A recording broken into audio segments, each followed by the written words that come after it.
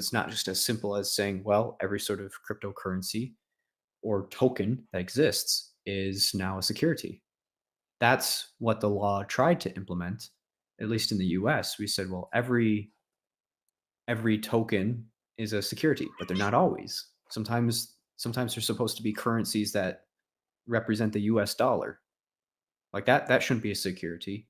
And when I say security, so the Securities and Exchange Commission is part of the US government, and they determine what out there is being bought for investment purposes.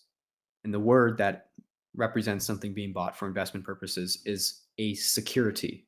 The same way as security measures might be spelled, a security. And so a lot of people are buying crypto, right? And sometimes you need to do that for reasons that we won't get into. It's just participating in that technology.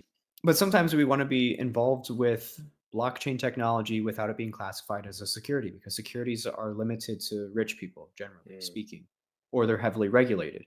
Well, I shouldn't have to be an accredited investor, which means I'd make $200,000 per year in order to use blockchain to verify a construction transaction.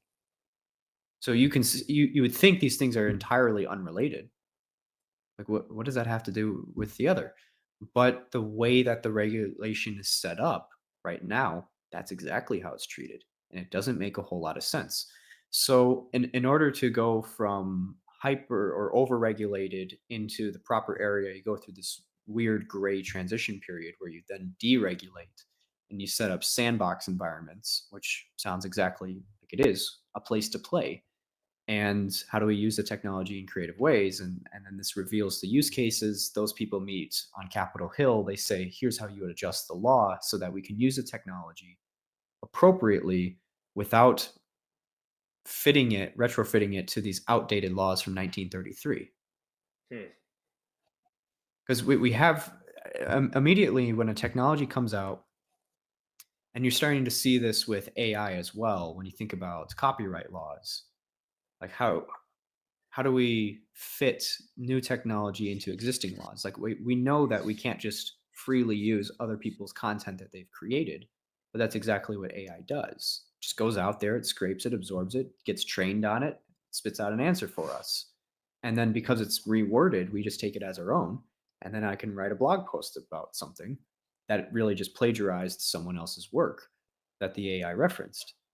So, I mean, to apply the existing regulation, you'd say, well, okay, AI is outlawed. At least large language models that are going online and collecting information are outlawed because it's going to use other people's content, copyrighted content. Okay, so it's outlawed. No more. Like that. I don't know if that's the right approach. Right. I'd say it's not the right Right. approach. It's a But good way to slow so down then you innovation. have yes, you'd halt it Right. altogether, but at the same time, you have people committing acts that are technically Right. illegal, and it's the same thing in blockchain technology where it's like, well, we could create a cryptocurrency, and if it's not going to be a security, then I can do illegal things because it means I can sell this. I can tell people it's going to go up, and then it actually does, and then I make money, and then maybe they lose money. And this is so just sort of drawing parallels there between AI and blockchain, where well, we don't have new laws, so let's try to fit it into existing laws. And it doesn't fit. It's a round peg in a square hole, and it starts to break things.